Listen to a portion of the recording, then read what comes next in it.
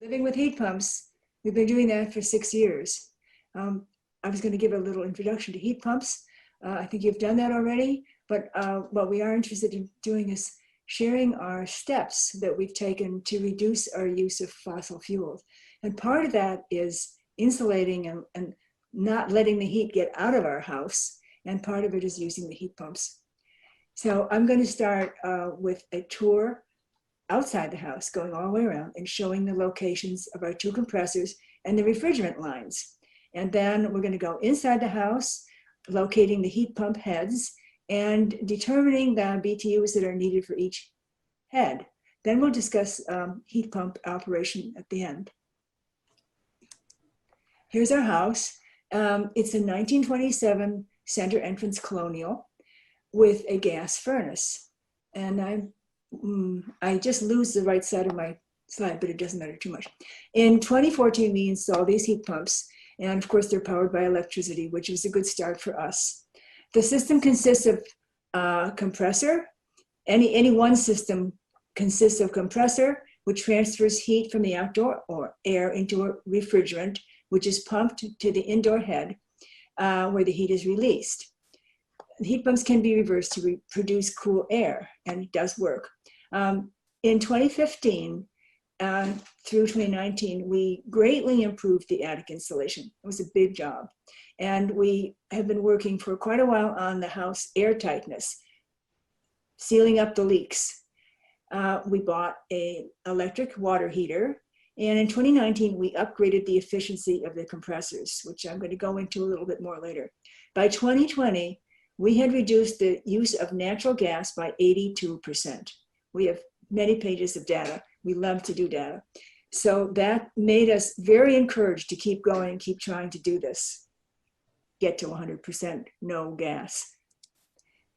Here's our 18,000 BTU compressor. It says Fujitsu on it. And compressors are this size, are about 3.5 feet wide and 3.5 feet tall and 2 feet deep. And it's required that they be located 1 foot away from the house. So this compressor serves 2 rooms on the other side of the house where there is no room for a compressor. The refrigerant lines for the 2 heads are in this duct here. Oh, where's my, well, what? Okay, they're in the duct. They go up toward the overhang of this room here and go right up to past the second floor window and into the attic. And once they're up into the attic, they go across the attic and out the other side. Oh, here we are in the backyard. We have a bigger compressor here. It's 24,000 BTU.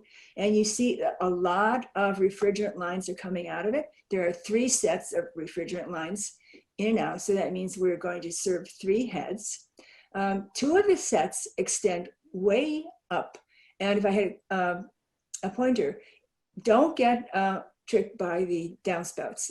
The refrigerant lines are going up right next to the window. And one of them goes immediately into the bedroom, straight into the head. And the other one goes up into the attic and along toward the front of the house where there's another bedroom that needs a heat pump head.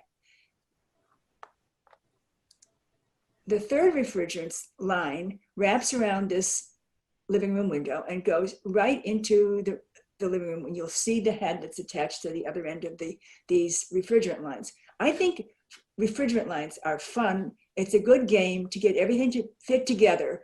And we think that our installers did a great job.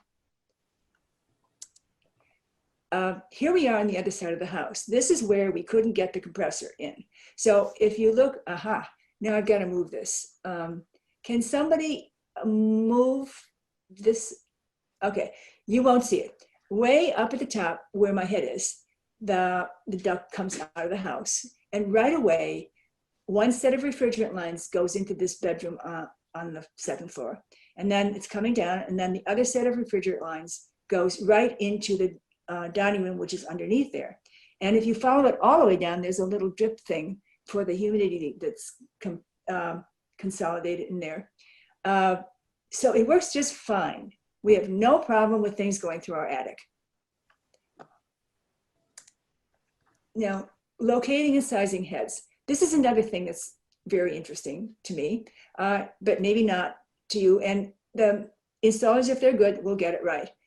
The BTU needed for a head is based on the room size and the quality of insulation. Well, right here, we followed everything that was going to be rebated and to see what we get. We worked really hard on the attic for insulation, but we didn't do anything about the first floor walls or the second floor walls. So the insulation isn't that great. And besides, there are very old-fashioned windows that are a little bit leaky. The other thing that's affecting how many BTUs you need for a head is that there's a little obvious rule that however many heads are connected to one compressor, the sum of the BTUs that those heads require has to equal about the capacity, the BTU capacity of that compressor, which is simple. Here's the heat pump in the living room. And for our 12 by 24 room with medium insulation, we needed to have 8,000 BTUs head. Works fine. Now we are in the dining room, living room.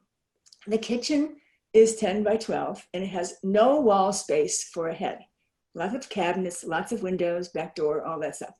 So there's a 5-foot opening between the dining room and the kitchen.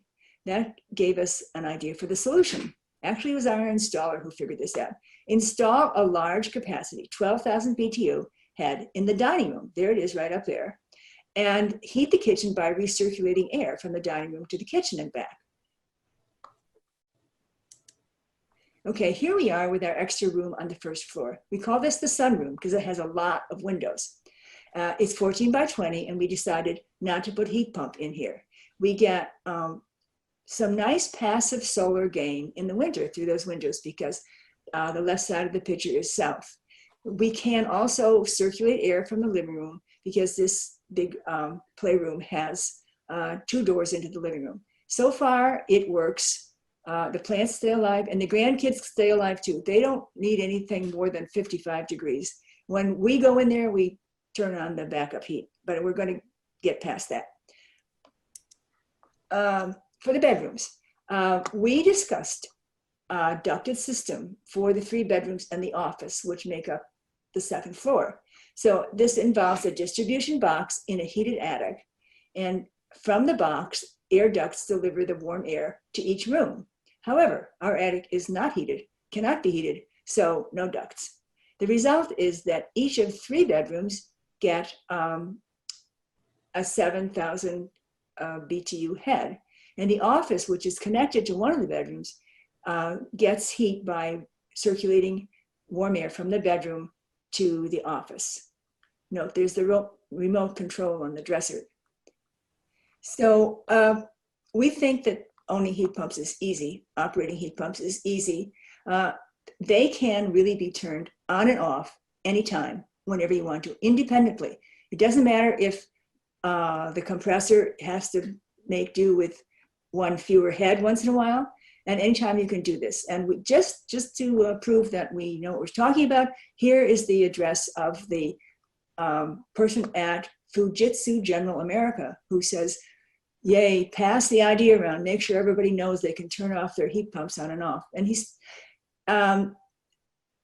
really pointed out that there's such big improvements in heat pump technology that 7 or 8 years ago, people were being told, no, don't turn off your heat pumps. But yes, now you can. So heat pumps remove moisture, and that's fine. If you feel that the air is too dry, purchase a tiny little humidifier. It really works. They don't remove that much moisture.